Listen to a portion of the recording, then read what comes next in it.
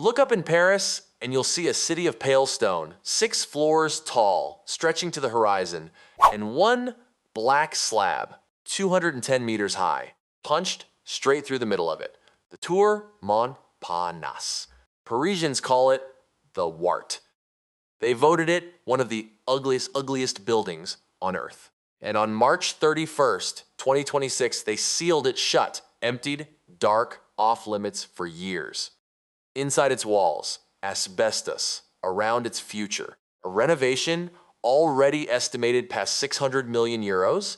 They can't comfortably keep it. They can't simply tear it down. So it just stands there, sealed and waiting. Why? Stand at the foot of it today, and the contradiction is right there. The doors that once swallowed 5,000 office workers every morning are locked. The observation deck on the 56th floor, the one that pulled in more than 30 million visitors since 1974, is closed to the public for the first time in over half a century. The fastest lifts in Europe sit still. A building meant to point Paris toward the future is now a 210-meter object. The city has chosen to switch off. And it did pull crowds, something like 600,000 visitors a year near the end.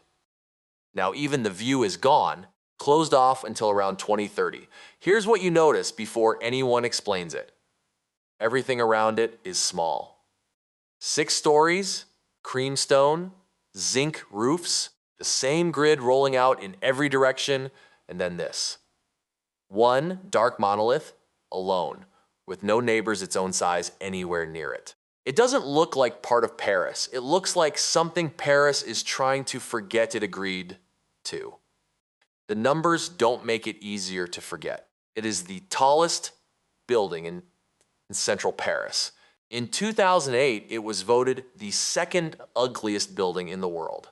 And the plan to fix it now carries a price tag past 600 million euros, a figure that has only climbed the longer anyone looked at it. You would think a building this hated would simply be demolished. That's the trap. You can't easily knock it down, and you can't comfortably keep it standing. Too toxic to keep open, too tangled in ownership to sell, too big and too central to remove without a fight. So before we get to why nobody can solve it, look at the decision hiding under all that dark glass. Because the real problem with the Tour Montparnasse was never how it looks. It was the assumption that built it. In the 1960s, Paris was afraid. The city worried it was falling behind, that London, New York, the modern world were racing ahead while Paris stayed a museum. The old Montparnasse railway station was being demolished and rebuilt, which left a huge stretch of cleared land in the center of the city. The people in charge saw a chance to prove Paris could be modern too. So they did what looked, at the time, completely rational. They invited a skyscraper. The project was driven by an American property developer named Wiley Tuttle, who assembled a syndicate of around 24 banks and insurance companies to fund the complex. A Manhattan tower dropped into the heart of Paris. Progress in steel and dark glass. And the land wasn't really empty. Montparnasse had been the bohemian soul of the city, a quarter of painters and writers. Roughly 70 artists' studios were flattened to clear the way. The neighborhood's character went under the bulldozers. Up went the tower. When it was finished in 1973, it was the tallest building in France and among the tallest in Europe. The lifts were some of the fastest on the continent. On a clear day, the view ran 40 kilometers. On paper, it was exactly the statement Paris wanted to make. Paris hated it on sight. The nicknames arrived fast. La Verrue de Paris, the Vart of Paris. La Souche Noire, the black stump. And the joke that still follows it around. The finest view in the city is from the top of the Tour Montparnasse because it's the only place in Paris where you don't have to look at the Tour Montparnasse. Then came the part that turned hatred into something permanent. Within a couple of years of its opening, the city reacted to the backlash by banning new buildings over 7 stories in the center of Paris. Read that again. The tower was so unpopular that Paris rewrote its own rules to guarantee nothing like it could ever be built beside it. That's the first trap closing, though nobody read it as a trap yet. The law meant the Tour Montparnasse would never get neighbors its own size. No cluster. No skyline to belong to. It was sentenced to stand alone, a single tall mistake in a city legally frozen low around it. The building meant to lead Paris into a vertical future became the reason that future was outlawed. For a while, none of that touched the people inside. The offices filled. Around 5,000 people worked there. Tourists rode to the deck. The building was ugly, but it worked. Then, in 2005, came the discovery that changed the entire story. You think this is a story about a building people find ugly. It isn't, not anymore. Inspectors found the tower was riddled with asbestos, the carcinogenic fireproofing standard in the era it was built and banned in France in 1997. It made front-page news. Overnight, the Ward of Paris stopped being an eyesore and became a health hazard with 5,000 people inside it. So the owners did the responsible thing. They ordered the asbestos removed, with work beginning around 2007 at a cost reported near 250 million euros. The work was supposed to be painstaking and slow. The tower stayed occupied throughout, with thousands of air tests run every year. And completion kept getting pushed, at one point not expected before 2017. And here is where it gets worse, because the fix became the next disaster. By 2013, a report obtained by French media found the long decontamination had a brutal side effect. Asbestos released during the removal had lodged in the building's ventilation system, which then carried the fibers into areas believed to be clean. The cure was spreading the poison. Authorities suspended the work. At one firm, workers were sent home. Some companies had already pulled staff out after readings blew past the safety limit, with dozens of recorded exceedances over the years. That was the moment the obvious solution, just clean it, stopped being obvious. Now hold the whole thing in your head and you can see why nobody wins. You'd think, just knock it down.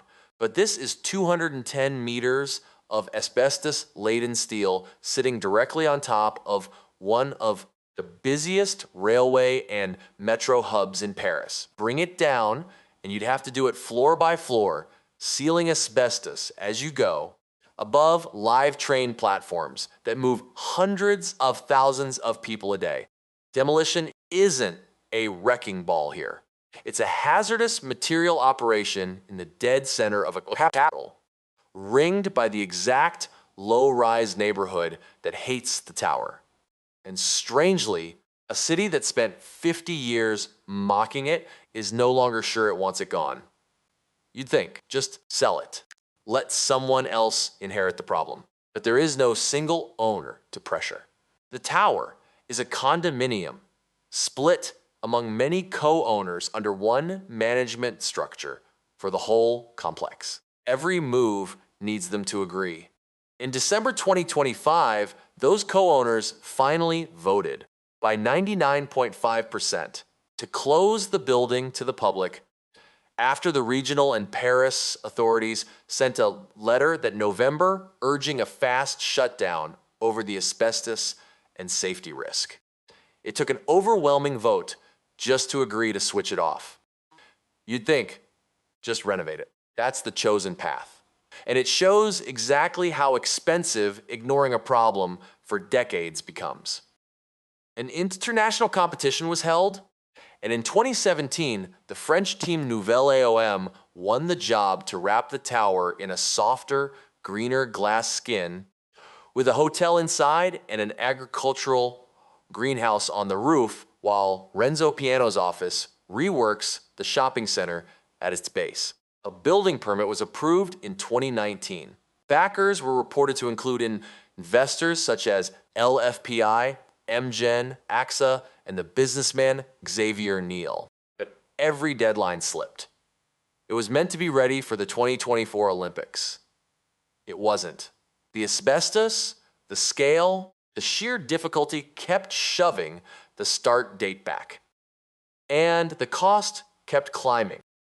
From a few hundred million in the early estimates, up past 600 million euros, with some figures quoted higher still. To do the work, the entire tower has to be emptied and sealed for years, with completion now aimed at around 2030.